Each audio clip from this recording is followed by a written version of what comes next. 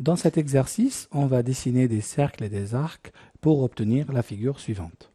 Alors, on agrandit un peu pour voir la figure.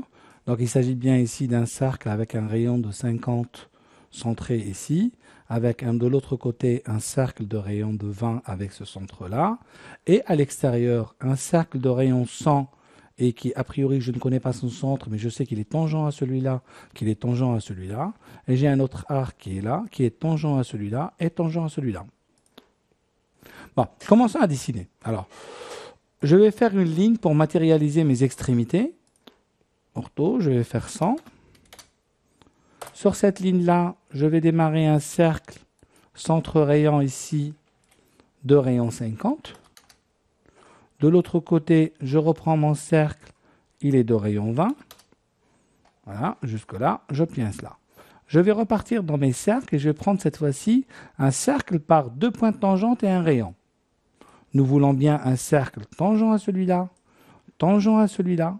Regardez que j'ai cliqué sur ce quart-là et ayant un rayon de 100. En bas, pareil, tangent à celui-là, tangent à celui-là, à peu près à ce côté-là, et ayant un rayon de 50. Voilà, on a presque fini notre exercice. Et il ne reste plus qu'à aller utiliser la commande ajuster qu'on a vue tout à l'heure. En utilisant celle-là et celle-là comme arête séquente, je valide, je vais couper celle-là et celle-là. La même chose en utilisant cet arc-là et cet arc-là en arête séquente, je vais couper celle-là et celle-là, et mon exercice est terminé. AutoCAD possède un outil assez intéressant qui s'appelle nuage de révision et qui vous sert justement à dessiner un nuage de révision sur votre projet. Par exemple, sur cette maison-là, si j'ai un doute sur la manière dont se fait la porte, je vais dessiner ici mon nuage en disant, voilà, écoutez, cette zone-là serait peut-être à modifier ou à corriger. Quand j'ai appliqué le nuage de révision, je vais le supprimer dans ce cas-là pour le reprendre. Nuage de révision. Regardez en bas, j'ai des options. Encore la longueur de l'arc si je veux changer ma longueur. Là, elle est à 15, elle me paraît un peu petite, on va la mettre à 35. Je redessine mon objet et vous voyez bien que cette fois-ci, mes arcs sont plus grands. Et là, on sait que cette zone-là, elle est à modifier. L'autre outil aussi d'AutoCAD, c'est l'outil Spline. L'outil Spline nous permet de dessiner des courbes. Comme on voit ici dans l'exemple, la courbe se dessine en deux mouvements. Le premier mouvement va considérer à créer ce qu'on appelle les points de contrôle. Et après, on va intervenir sur la tangente à la première courbe et la tangente à la dernière courbe. Sachant que tout ça peut être modifié après par l'outil modification de Spline. Alors, on va se faire une Spline pour, par exemple, délimiter là, le point suivant, le point suivant, le point suivant. Supposons que c'est notre terrain. Je valide. Il me demande de définir la première courbe. Vous voyez ici, je suis en train d'intervenir sur la première courbe. Et là, il me demande d'intervenir sur la dernière courbe. Voilà, sur la dernière courbe. Et on voit ici apparaître. Voilà, j'ai simulé plus ou moins la vue de terrain. Si je sélectionne ici ma courbe, je vais bien apparaître mes points de contrôle que je vais pouvoir déplacer. Les splines nous permettent surtout de créer des formes libres, par exemple pour des paysagistes, des parcours dans des jardins, etc. Vous avez la possibilité sur AutoCAD de dessiner un point. Donc si je vais dans l'outil dessin ici, j'ai un outil qui s'appelle point. Je clique ici, il me demande de spécifier un point et je viens de dessiner un point. Aussi minuscule soit-il, il est là. Je peux changer son affichage en allant ici dans utilitaire style de point et je vais changer ou sa taille ici. Donc je peux définir sa taille en unités en disant tiens, je veux un point qui fait 10 unités. Ou sa forme aussi. Si je veux un des points en forme de croix, je fais OK. Résultat, voilà mon point. J'ai pu dessiner un point. La commande point contient aussi un certain nombre d'outils, entre autres la commande diviser. Diviser vous permet tout simplement de diviser un objet en un nombre de segments. Je fais diviser. Il me demande d'entrer le nombre de segments. Je vais lui dire, j'en veux par exemple 10, entrer. Et je fais OK. Alors, même si la commande s'appelle diviser, en réalité, elle ne divise pas la ligne, mais elle a découpé l'objet en 10 fois. Mais tout simplement en créant des points.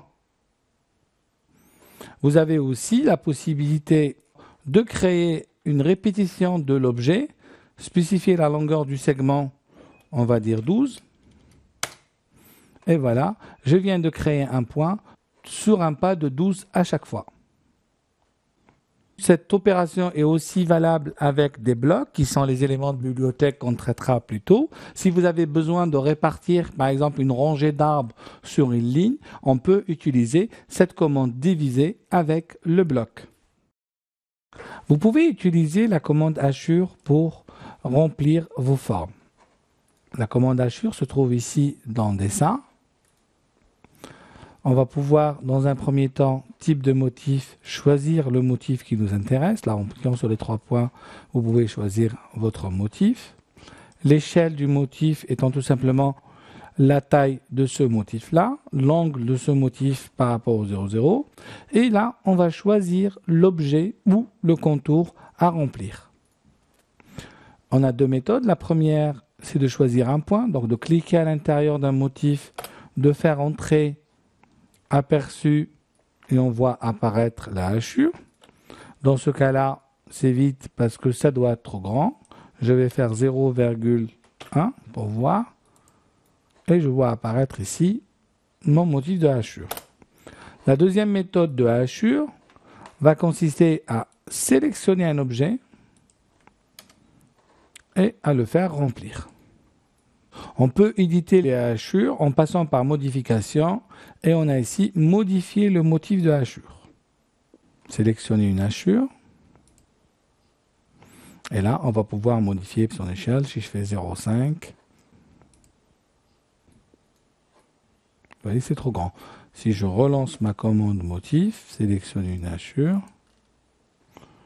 je vais la mettre à 0,05 pour voir. Et là, j'obtiens un mur plus intéressant.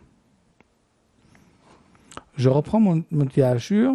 Nous avons ici une commande qui s'appelle hériter les propriétés, qui permet tout simplement de récupérer les propriétés d'un objet pour pouvoir la mettre à l'intérieur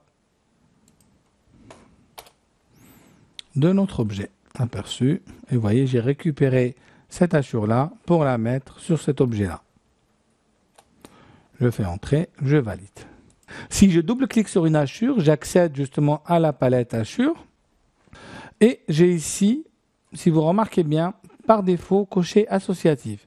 Une hachure associative voudrait dire tout simplement que si je modifie son contour, la hachure, elle va suivre ce contour-là. Déjà, je double-clique sur ma hachure. J'ai aussi une autre possibilité, c'est celle de choisir l'origine de ma hachure. Origine spécifiée, je définis mon origine et elle est là. Je fais OK. Faisons un test simple, je vais supprimer tous mes dessins. On va se dessiner un rectangle, par exemple, C de 100 sur 100. À l'intérieur de ce rectangle, on va mettre du carrelage, par exemple. Donc, choix du motif. Je vais prendre des carreaux, donc le motif net. OK. Choix des points, on va le mettre à l'intérieur ici. Aperçu, c'est trop serré. Échappe. Je vais faire une échelle un peu plus grande pour les voir. Voilà. Et je fais OK. Ma hachure a comme origine ici. Si je veux modifier l'origine et la mettre ici, je vais double-cliquer sur ma hachure, définir l'origine. Et je vais dire que mon origine est là. Aperçu, vous voyez bien, la hachure commence ici. Je peux aussi donner un angle à ma hachure. Donc là, j'ai un angle 0, je vais la mettre à 30 degrés. Aperçu, ma hachure passe bien à 30 degrés. Comment dois-je faire si je veux colorier des figures? Alors, dans ce cas-là, il y a 2 possibilités. La première, c'est d'utiliser dans les hachures le motif solide, qui est tout simplement un aplat de couleur. Là, vous avez choisi la couleur rouge. Choisir un point ici. Je valide, aperçu, et j'ai mon remplissage de couleur rouge. Je peux le refaire sur une autre couleur. Donc, je choisis une solide, une couleur verte par exemple. Ajouter un point. J'ajoute un point ici. et j'arrive à remplir. La deuxième possibilité, c'est de remplir avec un dégradé et à ce moment-là, on va utiliser gradient. Donc on va prendre la commande gradient et là, on a la possibilité de choisir une couleur, donc de cette couleur-là vers le blanc ou un dégradé de deux couleurs. Un dégradé une couleur, partant par exemple ici du jaune. Choisir un point, je vais cliquer ici, je fais entrer, aperçu, et j'obtiens ici mon dégradé. Échappe. Ça, c'est un dégradé linéaire. Je peux choisir aussi un dégradé radial, aperçu, etc. J'ai ici le centre de mon dégradé, ainsi que l'angle du dégradé. On va faire OK. On peut aussi, si nous allons dans la commande vue, accéder par la palette des outils. Et dans la palette des outils, nous allons avoir ici une palette qui s'appelle hachure. Et dans cette palette hachure-là, on a aussi des hachures et entre autres des aplats de couleurs à appliquer à nos figures. Vous avez la possibilité de créer des figures et des contours à partir d'îlots fermés. Je m'explique. Si on regarde ici à gauche, j'ai 4 droites qui sont ici en intersection. Et si je veux obtenir un polygone qui ferait cette forme-là, je vais aller dans Dessin et j'ai un outil qui s'appelle Contour. Il va m'ouvrir une fenêtre, choisir un point, je clique ici, je valide et là, je viens de créer tout simplement mon polygone. Je peux reprendre la commande, choisir un point, ici entre les deux cercles, et on a ici une polyligne qui a été créée. Au sujet de l'intersection de deux arcs. La même chose pour la dernière figure. Choisir un point, ici. Et là, vous voyez la facilité avec laquelle je peux créer des formes qui vont résulter d'intersections d'autres formes ou tout simplement d'îlots fermés.